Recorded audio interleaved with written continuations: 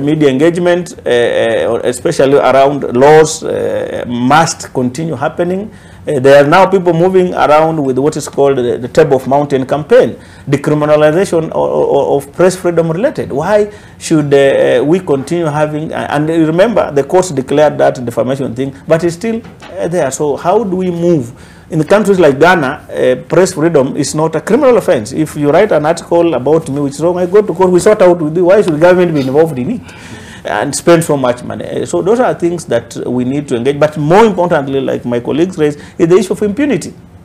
That even, I mean, we wrote a letter, I know we released a letter to DPP, to police inspector, calling for specific investigation around these matters. We released a letter on Friday to them asking that some of these things happen so openly.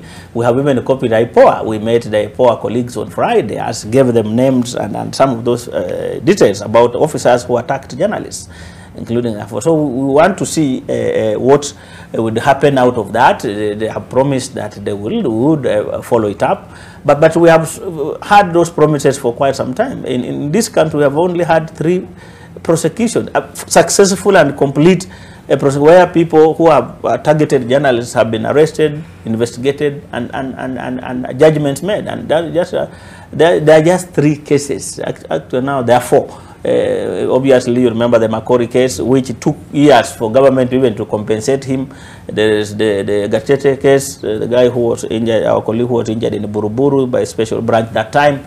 Then there is a case of, I know there's a case in Busia where a team associated with the former governor attacked some journalists in Busia. That was a case that, then there's now a case in Siaya, where again an OCS attacked journalists. Those are the 4 cases that have gone through a successful process and complaint. Yet we record nearly 200 cases nearly every year. And many of these cases have OB numbers, are open. Like I remember the one in Nakuru where a politician opened fire with a pistol on journalists, and it's there. So sometimes you wonder also how, while sometimes they say journalists never follow up, but I think we must have 1 or 2. I see every year the UNESCO Director General from writes to Kenya every year asking specific cases. You remember the 2009 case of Nyaruri in Kisii, Kitui in Eldoret, and many other. And sometimes when you tell people have lost, journalists have lost their lives in Kenya, people think you are creating stories. But we have Nyaruri, we have Kitui, we have Wesonga in Mombasa who died, we have you remember Masha who died. We have 4 journalists, 5 journalists who have died in this country under mysterious circumstances, and it has never been completed. So in a country like Kenya where it's not even at that high level conflict, and when we have 4 journalists or 5 who have lost their lives and it can never be traced how they, it's crazy. If it was countries elsewhere, Mexico, then somebody would understand. But it's such a country, and where in many cases evidence is there directly, the cameras are there showing. We have a case in Baringo. You know, these are cases where somebody has now kept a journalist's camera for a year or 2 and it's just being held. And this journalist gets their living through that camera. Most of these cameras, unless Nation and maybe Royal Media and a few, many of our journalists buy their equipment. Most of them are correspondents or freelancers. So when you hold their camera for a year, and camera equipment is very expensive, then you have principally killed somebody's life. So Dixon Nabiswa in Kisumu lost his camera. That was maybe a personal camera. A video camera cheapest right now, a quality video camera is nearly 700,000 Kenya shillings. And somebody, that's all his investment. So once you break it for no reason, then that's why colleagues were calling for the issue of insurance of equipment of journalists, insurance, like, because we have seen these things happen in this country.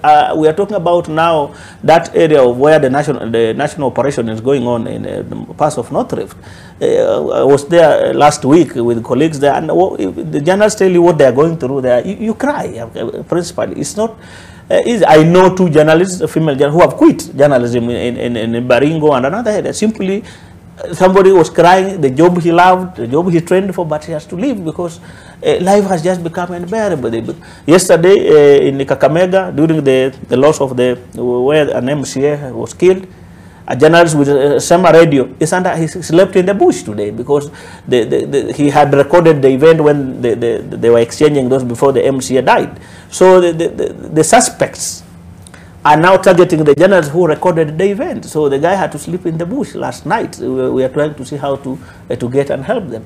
And the only thing the guy did wrong is to record an event, a public event, and publish, which is their work. So why would they become victims of the work? So people are making the practice of journalism in a country like Kenya, which talks about peace all the time. If it was in a volatile country, somebody would then want to imagine. But in a country where it talks about rule of law, constitutionalism, protection of human rights, private property. But what is happening is people are being attacked because a journalist's camera is their private property. So when somebody confiscates it and keeps it in a police station for a whole year, then what message are you giving? You know, and those are the kind of, and this issue of public profiling people. I mean, you come here in the morning and you are sent to an assignment. So when somebody is telling you about your name and about your tribe, then it doesn't make it, you know, because journalism is not for a particular tribe. It's for all Kenyans who have qualified.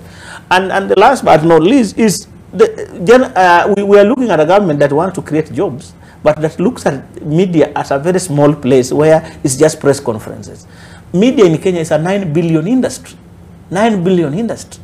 So that's a huge industry that offers jobs, and some of the media houses here are owned by foreigners, and we are looking for foreign direct investments. And when they open and we close or club their staff and make it. So look at the cost of now doing business in media has become, there's not even insurance that wants to insure media businesses.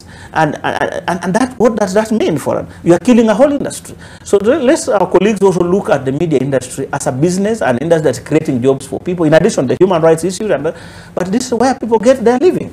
So if you are closing it and saying you are creating jobs for youth, yet youth are the same people who are looking for jobs in the media, and you are making it so hostile. Nowadays you ask anybody, I tell you, I can't go to media. Much as I like it, I would rather, simply because we have made media very hostile place at work, which should not be the case. So we want for people to look. In Rwanda, every year actually, they hold what is called a national media dialogue every November, where the president opens and all people attend, industry players, just to restate the importance of media as an industry in the contribution of that economy. So I think we need to start also rethinking and looking at media as a major contributor to a GDP, to a major place where people get jobs, and so that we don't limit ourselves into looking. Kenya has now 225 radio stations, 135 TV stations. I mean, nearly 100 publications. So again, media is not just the big six. That if you have a problem with one media owner, then you extend your war and everybody to everybody. And so deal your political wars outside the media and leave just the media work. Because you target somebody in NTV today, tomorrow, God will, you will be in BBC, you will be in NTV, you will be in his role. People move. I mean, you are not a shareholder in nation. You are just purely a professional employer, and you can move. So people should not use their differences with whoever wants to settle their scores through you as a journalist. You are so innocent. Okay.